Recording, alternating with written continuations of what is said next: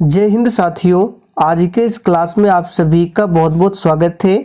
आज इस Lucent book से 5वां टॉपिक चलेगा जिसमें मौर्य काल से संबंधित वो सभी इम्पोर्टेंट प्रश्नों को कवर करेंगे जो आपके परीक्षाओं में पूछे आते हैं। तो ये छोटा सा टॉपिक है, इसलिए आप सभी पूरा सेशन को ध्यानपूर्वक देखें। तो चलिए, फर्स्ट क्वेश्चन आपके सामने है, मौर्य साम्राज्य की स्थापना किसने किया था?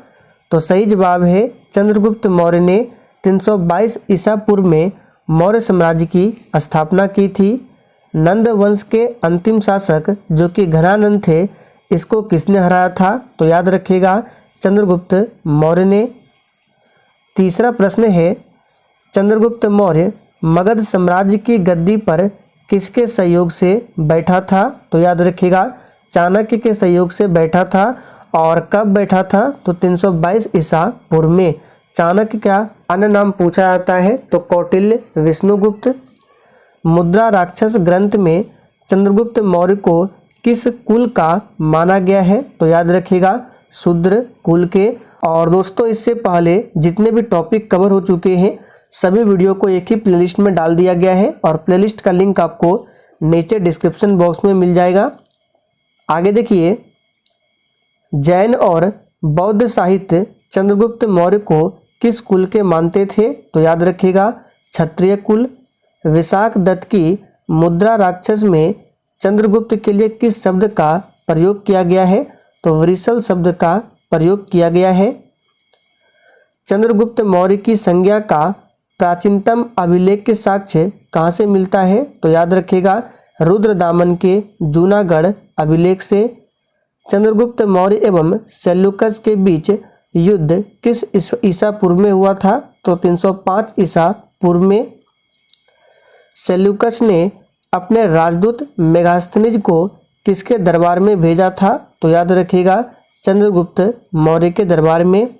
मेगास्थनीज की रचना क्या है? तो इंडिका ये मेगास्थनीज की रचना है।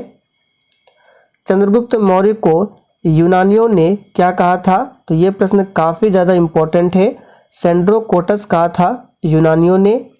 अपने जीवन के अंतिम समय में चंद्रगुप्त मौर्य ने कौन सा धर्म स्वीकार किया था? तो याद रखिएगा जैन धर्म। चंद्रगुप्त मौर्य की मृत्यु कब और कहाँ पर हुई थी? तो याद रखिएगा 298 ईसा पूर्व में श्रवणबेलगोला में चंद्रगुप्त मौर्य की मृत्यु होती है। पाटलिपुत्र को किस मौर्य शासक ने सर्वप्रथम अपनी राजधानी बनाई थी? तो याद रखिएगा चंद्रगुप्त मौर्य ने। कौटिल्य की पुस्तक का नाम क्या था? तो इसे भी याद रखिएगा अर्थशास्त्र, ये कौटिल्य की पुस्तक है। सेल्यूकस ने चंद्रगुप्त को कौन कौन से प्रांत दिए थे? तो काबुल, हेरात, कांधार एवं मकरान प्रांत दिए थे। चंद्रगुप्त मौर्य का साम्राज्य कितने प्रांतों में विभाजित था?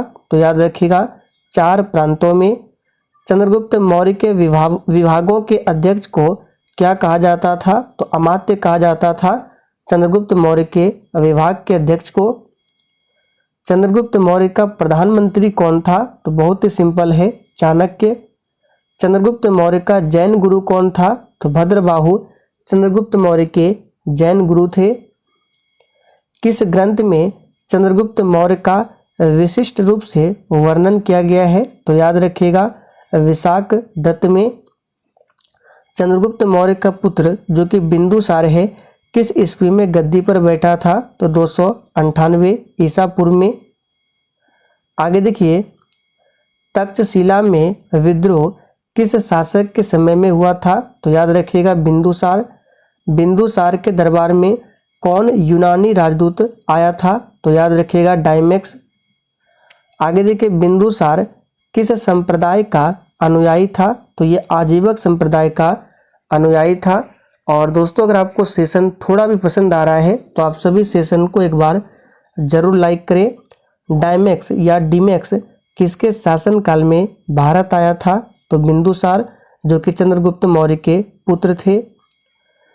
बिंदुसार का प्रधानमंत्री कौन था? तो बिंदुसार का प्रधानमंत्री भी चाणक्य ही था। पाटलिपुत्र को पालीब्रोथा नाम किसने दिया था? तो याद रखिएगा इम्पोर्टेंट है, मेगास्थनीज ने।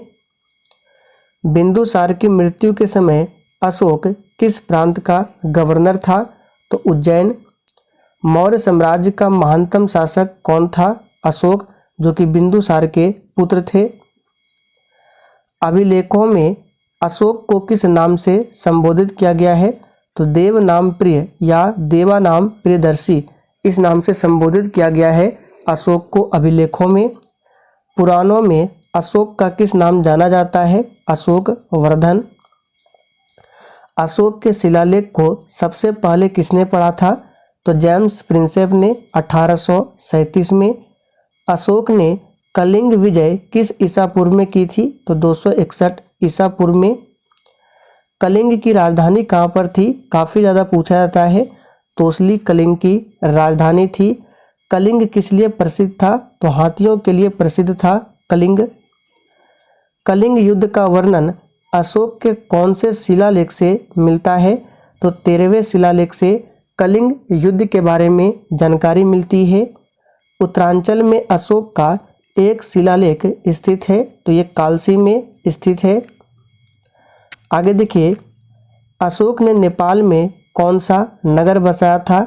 तो ललित पतन नगर।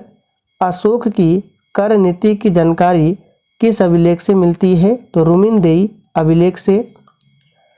अशोक बौद्ध धर्म अपनाने से पहले किसका पूजा करता था? तो भगवान शिव का, याद रखिएगा। अशोक को किसने बौद्ध धर्म में दीक्षित किया? तो याद रखिएगा उपगुप्त ने। अशोक की माता का नाम क्या था? तो शुभद्रांगी अशोक की माता का नाम।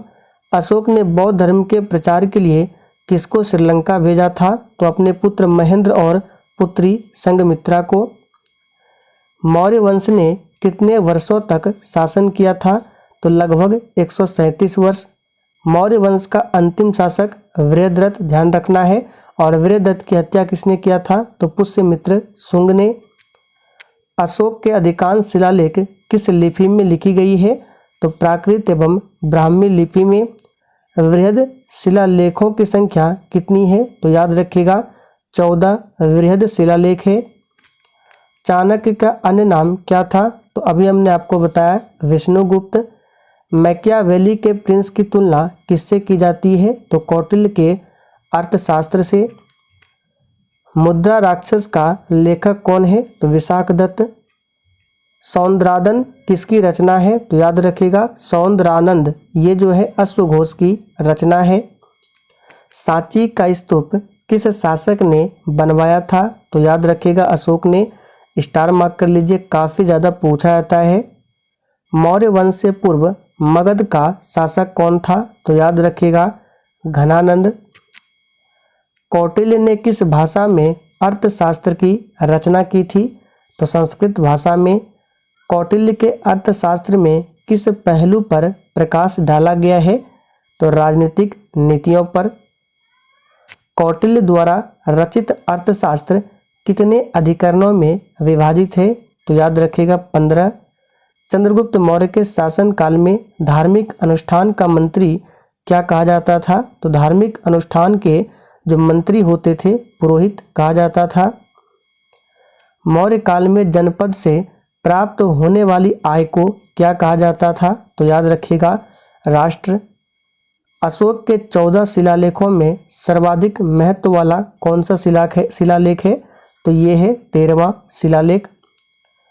अशोक के कौन से शिलालेख में यह घोषणा है कि सभी मनुष्य मेरे बच्चे हैं? तो प्रथम शिलालेख में। अशोक का 13वां शिलालेख जिसमें कलिंग विजय का वर्णन है कहाँ से प्राप्त हुआ था? तो धौली से प्राप्त हुआ था। अशोक के द्विभाषाई ग्रीक और अरामाइक अभिलेख कहाँ से प्राप्त हुए थे? तो अशोक के द्विभाषाई जो अभिलेख है ये सर ए कुना यानी कि गांधार से प्राप्त हुआ था। मौर्य काल में जनसाधारण की भाषा क्या थी? तो पाली थी। मौर्य साम्राज्य में प्रचलित मुद्रा का नाम क्या था? वेरी इंपॉर्टेंट है, तो पन। मौर्य काल में शिक्षा का सर्वाधिक प्रसिद्ध केंद्र पूछे तो तक्षशिला था। किस मौर्य राजा ने दक्कन की विजय प्राप्त की थी? तो चंद्रगुप्त मौर्य ने।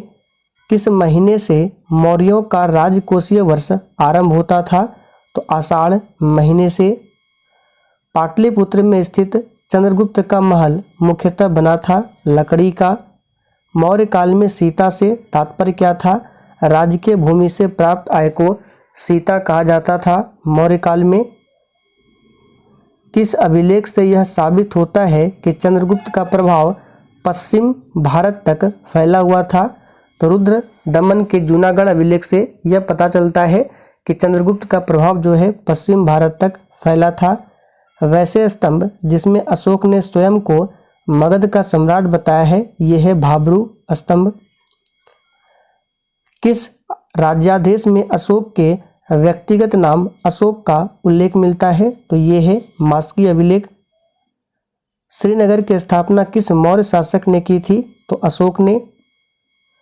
किस ग्रंथ में शूद्रों के लिए आर्य शब्द का प्रयोग हुआ है? तो अर्थशास्त्र में। मौर्य काल में एग्रोनोमाई किसे कहा जाता था? तो एग्रोनोमाई कहा जाता था सड़क निर्माण अधिकारी को। मौर्य काल में गुप्तचरों को क्या कहा जाता था? तो गुड़ पुरुष। भारतीय लिखने की कला नहीं जानते थे, यह किसकी उक्ति है? मेगास्थनीज की। मेगास्थनीज ने भारतीय समाज को कितनी श्रेणियों में विभाजित किया? तो 7। अब ये प्रश्न आप लोगों के लिए है, मौर्य वंश के बाद किस वंश ने राज्य स्थापित किया था? इसका आंसर आपको नीचे कमेंट करके बताना है। तो चलिए आज के लिए इतना ही, तब तक के लिए जय हिंद।